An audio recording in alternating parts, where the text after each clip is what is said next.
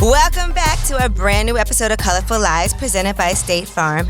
If this is your first time tuning in, thanks for joining us. I'm Angela Yee, and with me, as always, is the beloved Schmoney Team. Hey, y'all. Aminatou Sow and Millennial money expert Tonya Rapley of MyFab Finance. Hello, guys. Y'all, I'm sad this is our last episode of the season. Somebody so put on fast. some Boys to Men. Do you want me to do my Jodeci cry for you? Well, we're doing our last accountability check-in our last accountability check-in with the podcast. I know we're going to keep doing it with each other, so I'm not worried.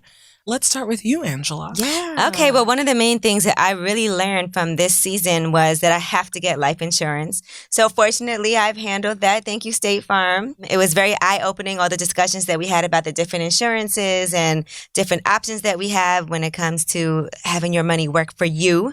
So that was great for me. And, book deal, like we've been discussing. I've been so inspired from you, Amina, and from you, Tonya, just to get my book deal finally done. I mean, ever since I was in kindergarten, I knew I was going to be a writer. So, that's so exciting. 1,000 years later, it's probably time to get started. I can't wait to read it. I can't wait. It's going to be awesome. And you encourage so many people to read books by running the book club and all of the your stuff. book club. You're a good literary citizen. So when you have a book out, we are going to do the same thing for you. Absolutely. Okay, y'all going to be in my tell-all. No, I'm kidding. It's not. And you're going to tell them how awesome we are. I mean. She's going to be like, these girls every week talking about money. Broke AF. Authentically awesome. We are awesome. Tonya Rapley, Millennial money expert. Yeah. Tell me. Well, my goal was to get the will done. And so me and my husband, we are protected. We do have a will and living will and testament.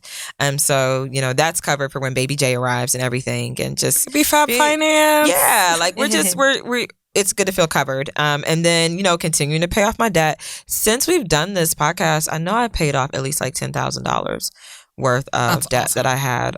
So that's been great. And we've, this is episode 8. Yeah. 8. And so, just really being encouraged by you guys to aggressively eliminate that because, we had a hiccup with the house and hopefully next season I have an update on the house and we'll be getting ready to move into our property. Then now that we know how to properly file our taxes too. Yes, we are all getting ready to move into your property. So you tell me where my room is. I'm glad I have a place to stay. So this has been really great and it's been wonderful sharing and having the entire Colorful Lives community hold me accountable as well because I wasn't about to fail in front of y'all. So, all right, and Amina. Well, you're right. Having to do this podcast for all summer has made me so self-aware of the things that I set out to do. I love it. I love that we were running. And I know. Listen, I when we started this podcast, I did not even own running shoes. And now I own running shoes and I have gone running more than once. Yes. So that's exciting. I got pre-approved for a home loan. So I know exactly how much house I can buy. Yes. And the thing about doing that process that was good, the both of you had the best advice because remember how I was like, I'm not renting my house for years, so I don't want to do it. But now that I've gone through this process, I actually answered a lot of questions that I had. And I was like, how much house can I afford? Where do I actually want to buy? How do you get into that mentality of looking at different kinds of places? And, and it also means that once I actually do buy a home, I'm not going to be starting from scratch. I already know this stuff. So it felt great to start and then say, this is not for me right now, but I know exactly what I want to do. I know how much home I can afford, and I know the places kind of in my finances that I want to bolster up. I didn't realize how expensive closing costs were. Yes. And so in my mind, everything, you know what I mean? I didn't know that. And I was like, I'm saving for a deposit, but I was not saving for closing costs. So now I know. Borrow money from my dad for my closing costs because I blew it all. But now I know that, right? And so I was like, okay, that's a thing that can happen.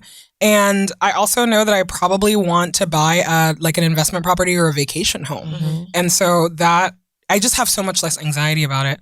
And also writing the book has been it's hard, but it's going well. Yeah. So this time next year when we check in, a manuscript will probably be submitted. So it feels good. Are you getting ready for your book launch party? Woo, I at can't your wait. house. Because you're going to be in the book club, right? And you'll come. Yeah, and of that's- course. Yes. Are you All right. kidding me? I'm coming with I'm baby inviting finance. myself to your book club. Hello. So yeah, it feels good to like actually set out to do goals, to stumble along the way, right? Because everything that we said we wanted to do did not work out in the ways that we wanted it to work out. But we did the work. We know better. And more importantly, we have a support system to help us figure it out. So we hope that everybody who is listening, who's like setting those goals with the people that are in your lives, that you can take an example out of this and that it encourages you to keep going. Yes, and if you guys have been following along and you have your own goals, you've been tracking your own progress, we love to see what you're up to. So make sure you update us and use the hashtag *LiveColorful. That's colorful with 2 L's. Well, by now you know the drill. Your money problems are our money problems. Are you sure? Does that mean that your no. money's my money too? But yes, no, seriously, because we've been through. I'm just kidding. I'm just kidding. And we're still works in progress as well, clearly. So we've been checking social media, our Colorful Lives inbox, and the Colorful Lifeline, so we can offer guidance and perspective in the areas that you wanted most. Now, it seems like just yesterday we were at Essence, chatting on the empowerment stage and taking tons and tons of pictures with listeners down in NOLA.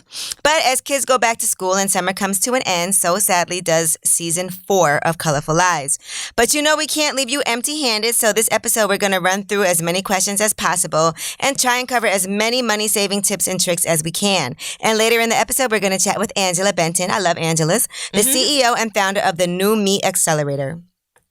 Yeah, we get a lot of questions around how you can still ball on a budget. So let's keep it real. There's no denying that when you look and feel confident, it helps to improve your entire mindset. I mean, my fab finance, right? So what are some ways that you can save when it comes to your beauty regimen, even if you need certain products that come with a high price tag? Can you find reviews or recommendations to be sure what you're buying is quality?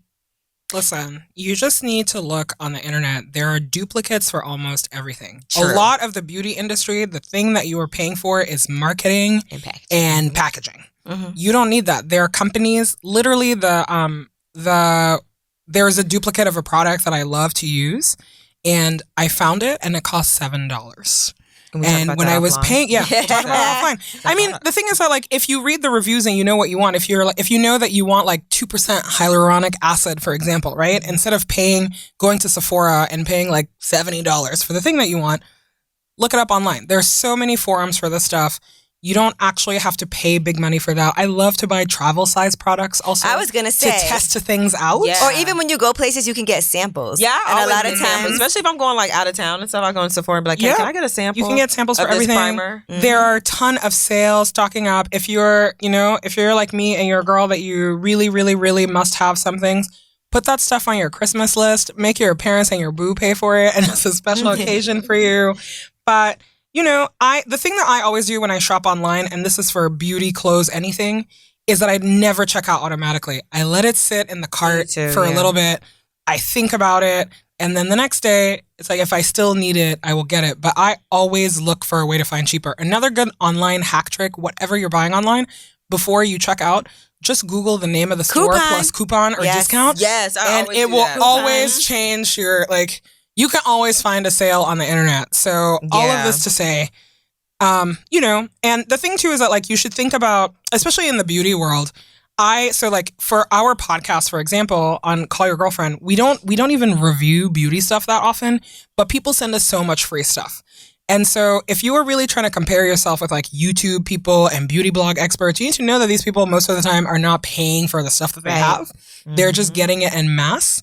And so you should take all of these recommendations with a grain of salt, really, because a lot of times they're getting paid. It is just promo. Look for those real life reviews. Totally. And if you are somebody who has an avenue where you make reviews, like whether it's on your Instagram or your Twitter or whatever, you should get in touch with the companies that you like. Just email their PR people and tell them that. Be like, hey, I really like this thing. I would like to review it for my blog or my channel or that's how you make those relationships.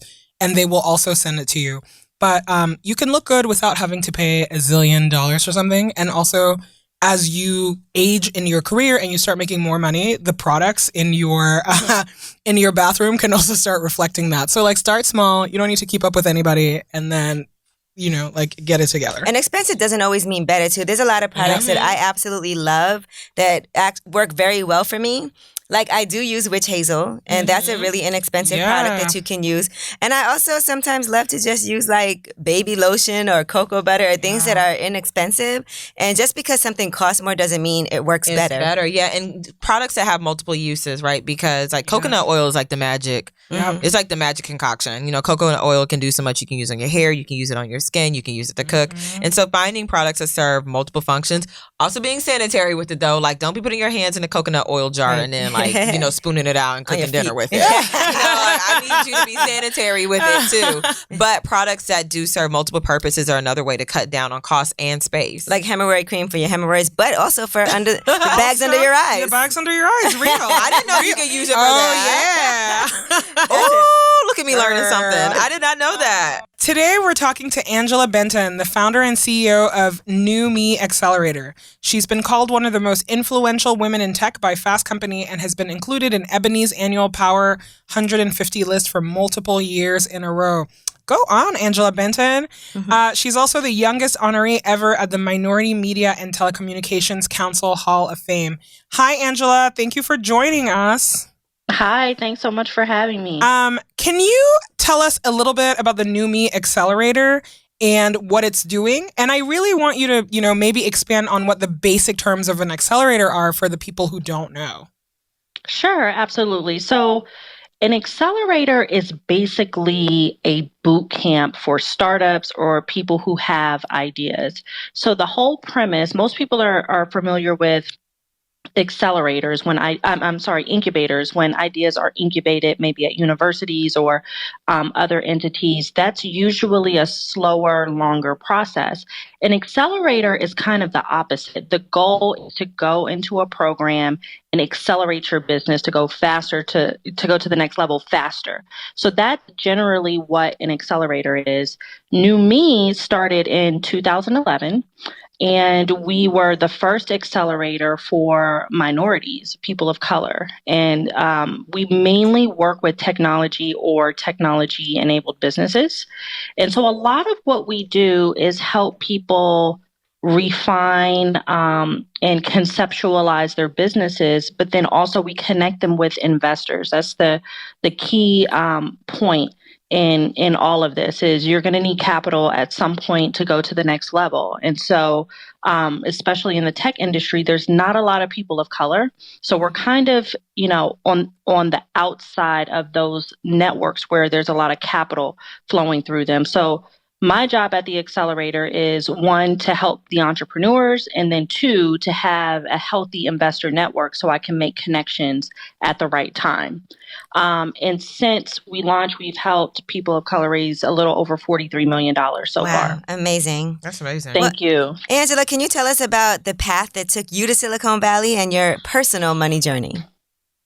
Sure. So, wow. So I started out actually as a graphic designer. And I was laying out magazines, and this was around kind of the .com boom or bust, depending on how you look at it. But there was a lot of activity going on during this time. And I didn't know how to code, but I saw that there was a lot of money to be made. And I wanted to freelance and get other jobs on the side. So I ended up teaching myself how to code, and I started to build websites. And from there, I was able to basically include the websites that I designed in my portfolio and get other jobs in technology. And so from there, I worked at a lot of different tech companies, some of them which are owned by a company called IAC. It's a publicly traded company. They are essentially a conglomerate of a lot of different internet companies like, you know, the Ask.com when that was out, Expedia, all of your probably most visited websites, they own them. And so I worked in for some of their companies, but then also they had a business unit called the Emerging Businesses Unit. And that was basically like a corporate incubator or accelerator. And I ended up getting a job at a company they were incubating. At the time, it was called Rushmore Drive. And the idea was that it was going to be a search engine for African Americans. So the idea was that if you're searching for Whitney and you're based in Atlanta, you might be searching for Whitney Houston versus the Whitney Museum. And so that we were very well funded. It did not take off, but I was actually running another company at the same time called Black Web 2.0. And that was really the first kind of platform that connected African Americans in tech. And essentially it was a blog. We wrote a lot about, different tech news, but there wasn't a lot of tech news at the time, or especially around African Americans. So a lot of times we had to make the news. Like, it was actual reporting that we were doing and, finding out different stuff and research. And from there, I launched New Me. And I did that business for, I think, about 5, maybe 6 years. And then it kind of tail doved into New Me. So it was my career journey wasn't really anything that was, I don't think, strategic. I didn't wake up one day and say, I want to be this. Right. But, if you just kind of follow your intuition, I think you kind of end up where you're supposed to be in life. Absolutely. And speaking of your journey, you became a parent at a young age. And, a lot of folks say that you have to choose between having a family and having a career. But do you have a secret to balancing your personal and professional life without one neglecting the other? Okay, so this is a big question because everybody wants, work-life balance. People want to live their best life. It's a lot of people on the internet living their best life right now, but living but not living. Like, are you living? Exactly. So, my whole thing is I don't know if it's possible to have it all at the same time. You know what I mean? And my life has never been set up that way. So yeah, I had my oldest daughter when I was 16, and it was a lot of hard work, and I had a lot of sacrifices, that I had to make during that time, and also self-discovery. But I didn't do a lot of the stuff that people were doing in college at the time. You know what I mean? I had a family, I had a daughter I had to take care of. I got married, really young. And so I wasn't really living my best life then, but I was definitely putting, in the work. And now it's kind of flip-flop where I'm able to have more flexibility to live the kind of life that I want, but that's only because I put the work in earlier. So I think sometimes people are afraid of work, but you need it. And a lot of times people think taking the easy road out is being an entrepreneur, but it's you're actually working more, to be honest. Yeah, definitely. Can you speak a lot? We talk a lot about this show about the importance of generational wealth. What is the financial wisdom that you want to impart on your own kids? Wow. There's this meme going around on the internet where it says you need 7 streams of income. But people don't realize you got to master one. Very first. true. Yeah. You don't want to be a jack of all trades. Can you say that louder for the people in the back? I mean, people really, they're doing a lot of different stuff. They're investing here. They have a business here. They're doing something else there. And you got to really focus on one thing and generate your wealth in that one area and then start to diversify. Right. It's a small detail, but it's really key. And so, for me, and also, by the way, most of the people who start accelerators, they're independently wealthy. They worked at startups before, or they, invested in companies and got a return. And when I started New Me, I wasn't that. And I had to hustle, and we raised money from a lot of different corporations through sponsorship so that we could fund the accelerator. But then from there, I took equity stakes in the companies. And a couple of the companies, even, that I was working with in 2012 are just now starting to see a lot of success where I have liquidity. You know what I mean? Can you name some of the companies that have come out of the New Me Accelerator? Sure. There is one called Kairos. It's a facial recognition company. AI, artificial intelligence, is really, really popular right now. They're more of an enterprise company. So they're not going to be a company that's recognized by the average Joe. Yeah, not consumer facing, but exactly effective nonetheless and profitable nonetheless. Exactly. Now, Angela, let's get to the nitty gritty because I know our listeners want to know this. As the CEO of a tech accelerator, you have to constantly get pitched and help people refine their pitches. Now, do you have some tips for all of our people with startups out there who want to shoot their shot, but they don't want to fall on their face? Yes, absolutely. Okay, so my first tip is pitching is basically storytelling. And so you have to tell a compelling story. Keep that in mind. But your story has to be concise and succinct enough to get somebody's attention where they want to ask you more. So when you're working on your pitch, or even a one-liner, let's say you're at a networking event and someone asks you, oh, what do you do? You should have a one-liner that you start out with first. Your one-liner is one sentence, not two sentences, not three, one sentence. And the goal of the one-liner should be to make the person compelled to ask you, oh, really? So how do you do that? Tell me more about that. Now, once that happens, you can kind of go to step 2, which is your actual pitch. The format that all of my companies use, that we've been working with them, and this is the process that we've used to help them raise over $43 million, is it starts out with a 2-minute pitch, and it hits all the high points. What problem are you solving? What's the solution? What's the market size? Who's your competition? How do you make money? Right? And the team behind it. If you're working on this in slide deck format, don't send a business plan to anyone. Don't send a deck that's 20 pages. Investors want to see the high level of your business. That is what you're selling them. The idea is that you sell enough to get a formal meeting with them, and then you can talk about your business and they can see how intelligent you are, and you know how much you know about your business. I would say the other thing is be mindful of how much you are asking an investor.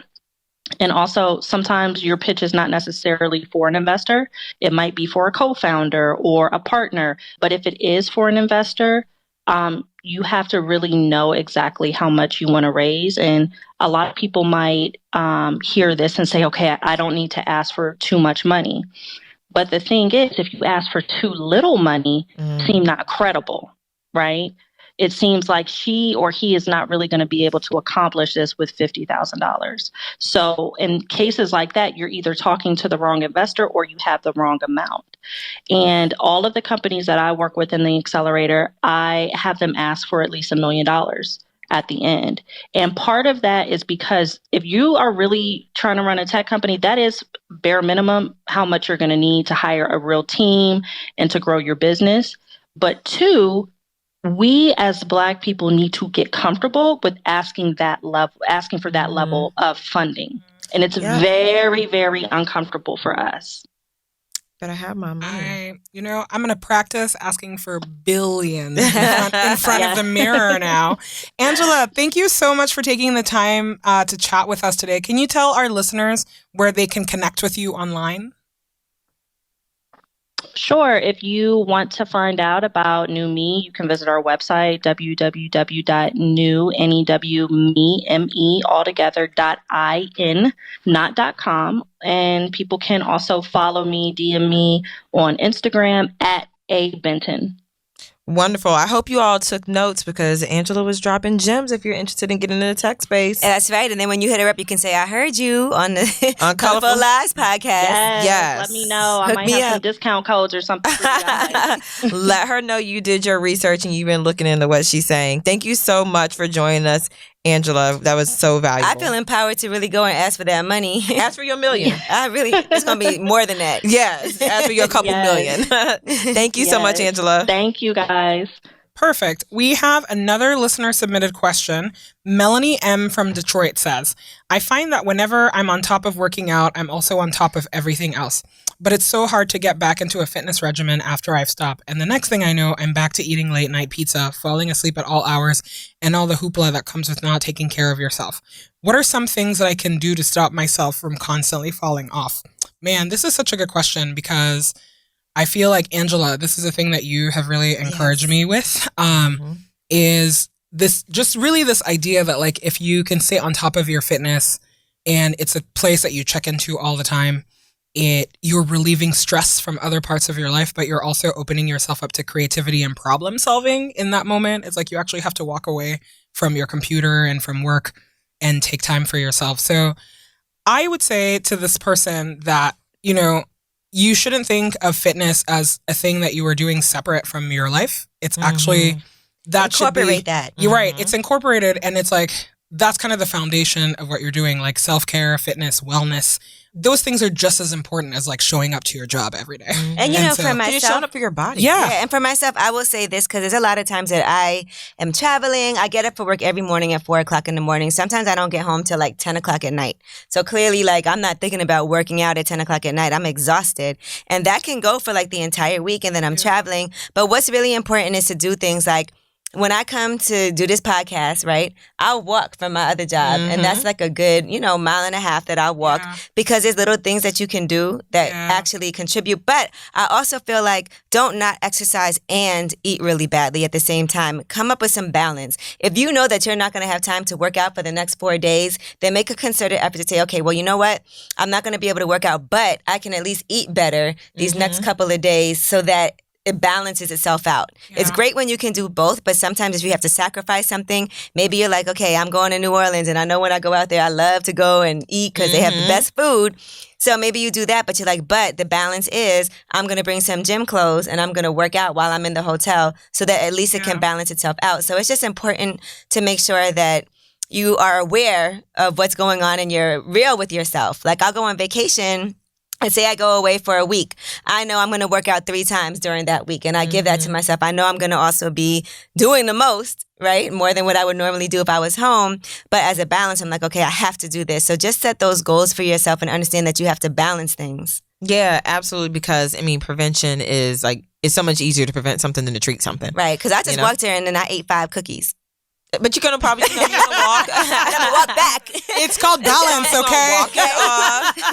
It's called balance, Angela.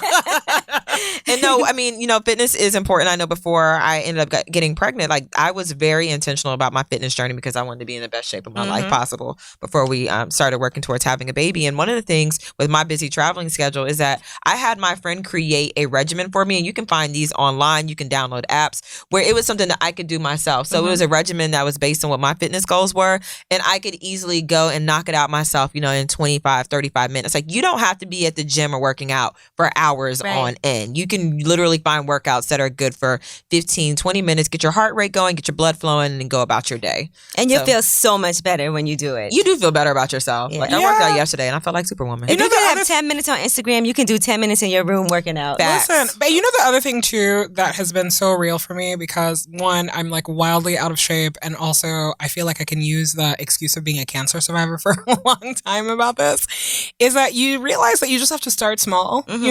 I think that if you're somebody who's out of shape and then you try to go 0 to 100, of course you're not going to keep that habit. Like, it's actually not going to happen. Yeah. You can feel high for a little bit doing it or whatever, but it's not sustainable to your life. If you're not getting any exercise and then you're like, I'm going to exercise 6 times a day, good luck with that.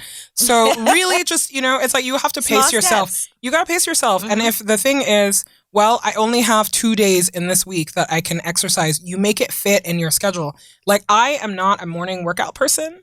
And that's the thing that I had to learn the hard way. I was like, every time that I was trying, because I always would sleep in, I would feel guilty, I wasn't happy. And I was like, well, if I make time for it at the end of the day, it actually gets done every day now. I'm an afternoon evening workout person. You just have to be honest with yourself, and you have to realize that, like, the people who have the fitness level that you want, it didn't also come to them easily. They had to start somewhere. So all it is like, it's saying that it's like, start once a week, starts once a day, build up to where you want to build into. And get yourself a buddy, like a workout buddy that you actually, how we do our accountability check-ins, right? Like, I would take classes with one of my friends and it would be like, I'm going, you got to come too. Or I'd be like, come on, we're going to go to the park, because it's a great way to encourage each other. Even when you don't feel like doing something, when you have somebody that's like, come on, let's go to the park and do a quick jog, you're like, ugh. All right. But you feel obligated now because you made an appointment to do something. Absolutely. Absolutely. Here is another hot button listener submitted question for you. Daniela in Chicago asked, there's this really amazing woman in my office, but she insists on wearing velvet thigh-high boots and short skirts nearly all year round. I have velvet thigh-high boots. I just want to throw that out there. And velvet thigh-high boots and short skirts nearly all year round, and we work in a corporate office. She's really nice and smart, and I don't know how to tell her that her attire is not really office appropriate without sounding judgy. How can I let her know that her office outfits are not kosher? This one is like touchy for me because it's one, it's like it's like a really easy way to embarrass somebody. I think that if you are this person's boss, it is obviously an easier conversation to have. Yeah, but if it's a coworker, if they're just your coworker, it's a harder conversation to have. It only becomes my business if it affects the way that we do work. Yeah, it right? affects your bottom line. If this person is a client-facing person, it's okay to say like, hey, like, in this business that we have, this is how we dress. Because God knows, like, I worked in tech offices where all of the boys were wearing hoodies and flip-flops and looking ridiculous. Right. But nobody will say that to, like, the way that a man dresses, even if they dress very badly, is it's treated differently than when a woman is dressed inappropriately. Exactly. So that's something that's also not lost on me. And I don't want to perpetrate those stereotypes when I talk to people about how they're dressing. If it affects the work, address it. If it's making you uncomfortable, learn how to deal with it. You'd be like, hey, are those velvet boots hot in the summer? Like, you comfortable walking around in those all day? And the opportunity also that you get to talk about it is if that person ever comes to you to ask about work advice, right? Is if they ever say, or why am I not progressing? Yeah, like, why am I not progressing? And that's so forth. That's the opportunity to discuss dressing for success. And like, it's a delicate dance with the concept of dressing for success, because in one end, it's like the way I dress does not affect my work performance and my ability to do my job, but how does it affect the office culture? How does it affect the office environment? So you do have to take that in mind. And dressing for success doesn't always mean breaking the bank. I know people who have created a uniform for themselves, or they wear the same thing regularly. I did a challenge 2 years ago where I did the 8 for 30 challenge. And well, it was more than 2 years ago, about 4 years ago, where we interchange the same 8 pieces throughout over the course of 30 days. I love that. And people in my job had no idea, like, I would wear the same pants back to back. You know what I mean? Like, they didn't care about what I was wearing as long as it was presentable. It really shouldn't break the bank when you're young. But I will let people assume that people care more about what they wear. As long as you are not distracting anybody, people will let you live. So you don't necessarily. And also for black is, women, there's so many restrictions on how we should look and how we should dress. So figuring out like where you are comfortable at the price point that you're comfortable at is something like that should be real for you. I like to do a uniform. When I'm in an office, I wear the same thing because I don't want to be distracted by it and I don't want to be a distraction to anybody. But the key thing is that she said she's amazing, she's nice, and she's smart. And that's really way more important than everything else. Yeah. She's the best dresser in the office. Exactly. I'd rather be around a person like that than who's like the best dresser in the office. Because I also feel like sometimes people have their own unique sense of style and what they wear might not be what you would wear. So, just take those things into consideration. And as long as she ain't going into client meetings with them velvet boots on. Exactly. I have velvet boots. I don't have seen anything. But my whole thing is this, though. Is it something that only you're uncomfortable with? Right. Or, it's just something that you have to dissect within yourself. So ask yourself, does it affect the work? Does it affect her performance? Is it affecting my performance? If the answers to all of those things are no, then go keep about it your cute and move on. Worry about your own. Woo, so many questions today. Yeah, Rasa H from NYC wants to know. My parents always told me to buy used cars because a new car depreciates in value as soon as you drive it off the lot. But I've worked hard the last 10 years and I can now afford a new 3 Series BMW. However, part of me says that maybe I should hold off and wait another year or two to save money and then treat myself. What would the Schmoney Team do? This third of the Schmoney Team has never owned a car and does not drive. So I cannot. I will tell you this. I lease my cars all the time. But that's because I know how much cars depreciate in value and I've done the numbers on it. It depends on like how much you drive because I never go above 10,000 miles a year. Right? So if you're going above that, it makes more sense to purchase a car. And I would purchase a used car because it does lose value immediately as soon as you drive off that lot. So I think I would treat myself if I had it like that. If I had just a surplus of money. But the fact that you're saying you want to save up another year or two means that it's probably not a wise investment because it's not an investment for you to make right now. Now, leasing cars to me is easier because the payments are a lot smaller every single month. And the amount that I spend leasing after 3 years is, probably less than what the car would have depreciated in value anyway. Yeah. So it works for me because I like to get new cars. It's just knowing your own habits. Are you going to keep this car for 10, 15 years? Then it makes sense to buy it, but I would still buy it used. It's a better investment. So that's what I would do. Yeah, and I definitely I lease a car now. Me and my husband we are leasing a car.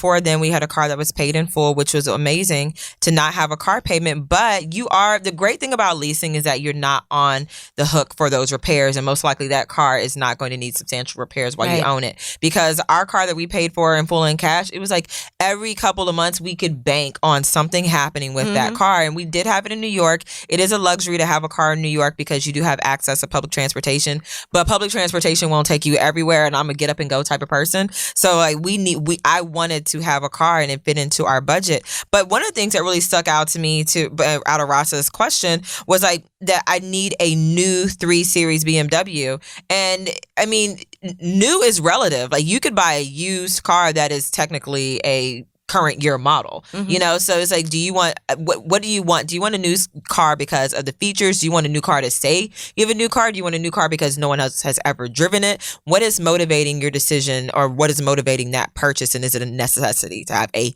new car over a used car? Yeah, I mean, the amount that it depreciates as soon as you drive it 1 mile is just, to me, personally not worth it. I'm gonna let somebody else take that depreciation hit. You know, like I don't own a car at all, but whenever I think about like the kind of car that I want to have, it is clearly a status symbol. And so I was like, I think about it in the same way that I want to buy anything that is nice. I was like, can I save for it and can I afford it? That is the justification for it, right? So it's like, if you know that you want to buy a BMW, save towards buying a BMW. However long it takes you, that's what it's going to take you. And in the meantime, if there are micro changes that you can make to your lifestyle to adjust for that, then that's what you can do. Adjust like, everywhere else. Right. It's like, where else can you cut? Like, can you cut your cable? Can you take public transportation? Can you whatever? Can you cut down on living expenses or your rent and so forth? Exactly. You know what I mean? On that expense. And I think that like thinking about like micro changes to lifestyle is so, so, so important. Yeah, cars can be such a big expense when it comes to making sure you have your insurance in case you get in an accident. Getting tickets, parking. gas. Oh yeah, I can't even imagine the dance of like finding parking in New York, you know. And it's not like public transportation in New York is also very expensive. Yeah, if you not the cheapest in the country. See, I live in Brooklyn, so my parking isn't too bad. And then at my job, the thing is, I get to work in the morning, it's still dark out, so I'm not taking public transportation at 5 in the morning. So I drive to work every single morning, and so and you know, my job pays for my parking, so it actually helps me a lot. And I couldn't imagine not having a car because then I would have to like take a right. So I think that thinking about it as like, how does it fit into your lifestyle? How can you afford it? And what are the other changes that you have to make in order to make it work? Yeah, is because I rely on car services quite a lot, and when I add it all up, I was like, for me, this is still cheaper than paying a car note and paying for parking. Yeah. So that's the way that I justify my like car share riding addiction. All right. So our last listener submitted question comes from Greer in Minnesota. I've done a few career pivots in my life, and I often find I X myself out of situations because of self-defeating tactics, like assuming people don't like me, etc. I really want to change, but all the Googling in the world doesn't seem to make any difference. What are some impactful ways I can help start to change this really unhealthy way of thinking? That's really hard. I mean, no, it's not really hard, but it's really hard on yourself because your mindset is so important and it kind of dictates your life experience. Like if you expect negative outcomes, if you expect negative interactions, then somehow you kind of attract those or manifest those type of interactions, or you manifest those outcomes for yourself. You're always looking for the negative and you don't see the positives that are happening in your life. So, I mean, one of the things that I would encourage you to do, Greer, is to like flip it. When it's good that you recognize it, but the next step in recognizing it is finding a way to flip it. And I always tell people to create maybe a positive affirmation for every negative affirmation or a negative saying they may have for themselves. So if you say to yourself, I'm not good enough and I'm not qualified to be here, then tell yourself, I'm good enough to be here. I am good enough and I am qualified to be here. And that's something that I've had to do in my own career where I felt like I wasn't supposed to be where I was. And just telling you and reminding you that if you're there for a reason. If you have opportunities, those opportunities are in your life for a reason. Right. And you should maximize those. And it's great to identify it because I realize, like, for myself, I do positive affirmations all throughout the day from the second I wake up in the morning. Now, I wake up in the morning and instead of saying, wow, it's 4 a.m., I'm so tired, I hate this, I can't believe I have to get up, I say, it's 4 a.m., I'm excited to get out in the world and go to work because I know something incredible is going to happen today. Yes. And that really is just like like just that mindset with everything that you do, because at the end of the day, right, if you try to get something and it doesn't work out the way that you want, then there's another plan for you. And it's not time to give up and say, oh my God, I'm a loser. It's time for you to say, okay, let me readjust and figure out how can I make this happen. I'm all about finding solutions. So you just have to find that solution and find out what it is that you have to do to make your life happen the way that you want it to. And don't be self-defeatist. There's a lot of people that I'm around that are like that have a negative view on things and something doesn't work out, or very they unattractive. talk themselves out of things. They're like, this is never going to work. This will never happen. Don't use the word never. Yeah. That's one thing. Don't use the word never. Right. Just figure out, how can I make this happen? Like, I really want to echo the things that you guys are saying too about just language and the way that you talk about yourself. Because here's the deal. If you are not gentle with yourself, nobody's going to be gentle with you. Yeah, you can't expect, and you can't expect others to be gentle with you if you're not really gentle need with to yourself think about, and them. You need to look in the mirror every morning and figure out a way to love the person that is there, because the world is a really, really harsh place. And also knowing that if you have this kind of negative self-talk and you're an entrepreneur, it also like turns a lot of people from working with you, because a lot of times they're suffering from the exact same self-doubts that you are. Yeah. But the fact that you're vocalizing it that way makes it harder on everybody. So, you know, talk to your therapist about it. If you have an accountability group, talk to your accountability group about it and tell them like, hi, I'm struggling with the things that I do. And the last thing that I'm going to say is keep a journal. Keep a journal of everything that you do, because there are days when I'm like, I haven't accomplished anything. And I felt that way probably the last 8 months that, you know, like after sickness, where I was like, I didn't do anything. And then you look at it on paper and it's not true. You're like, wow. It's actually not true. You do a lot. And so remembering that and quantifying it and qualifying it in a way that is deeply not personal to how you feel about yourself is also a way to move with that positive mindset. And I would say 2 things that have helped me is like, whenever I'm feeling down or feeling unaccomplished, or like I'm, not happy with my current successes, it is reading my bio. Like reading my bio or creating a bio. That's really like, amazing. you read your bio, you're like, yo, that was me. I did that. And if you've never created a bio, I highly encourage you to sit down and just write down all of your accomplishments and write them out. And you will be really amazed at the person that you are. But also surrounding myself with people who are not only successful, but people who are positive, because people who are positive are, they're contagious, and you sometimes just being around them, you begin to embody those characteristics or those beliefs. Even if it's only temporary, it takes you out of that negative place. And if somebody's making you feel bad in your life, get rid of them. Yes. If you have people who are jealous of you at work, that happens all the time in entrepreneurship, you don't need those people to know about your life. That's not your tribe. They're not your friend. They're not motivators. If your friends make you feel bad, they're also not your friends. If the people that you're dating make you feel bad, love doesn't have to be hard. Friendship doesn't have to be hard. No, it's there to make your life better. Working with people doesn't have to be hard either. So, be like, talk to your community about it, and we hope that you find that you really find a way to work through it. Yeah, good luck. We're cheering for you. We know it's a journey, but and we've all been through it, by the way. And we still go through it. Right. And so we're not saying this from people who are like, get it together. We're saying we know you can get it together. We know that you are capable, because it's something that we've all dealt with as well. So we saved the very best for last. For our final accountability check-in, let's go around the room and say all our plans for our financial futures and something that we learned this season. I have one big one. And I haven't said this out loud yet. But, I always talk about how I hate being, not in debt, but I hate owing money. Mm-hmm. And I do have this mortgage on my home. And I have decided that I want to pay that off within the next 3 years. I want to pay off my mortgage within the next 3 years, which is a huge, huge, huge thing. But I'm putting it out there because that's what I want to do. I mean, I have a couple of homes. I have 3 homes in Detroit that I have no mortgages on because I bought those outright. But what I really want to do is my house in Brooklyn. I want to pay that off in 3 years because I don't like having to pay a mortgage every single month. Mm-hmm, absolutely. Big goal. So that's it. I know it's a huge goal, but I know I can make it happen. I would say that my goal, so I have a business, a professional goal, and a personal goal. Personal goal is just to, have a successful labor and to be a responsible parent and to parent this child and facilitate the growth of this child to be the person that they are meant to be and not who I think they should be. So that's really important for me as I enter my mommy journey over the next over the rest of my life. But as I step into that role over the next year. And then my professional goal is I want my business to be $1 million business. And so really doing the work and putting the people around me so that my Fab Finance and my related properties are grossing $1 million annually. Love it. Wow. Amina. Listen, I just want to buy my Fab Finance. So You know what? We can talk. Let's talk. Let's talk. For a couple million, you achieve your goal and she'll achieve her goal.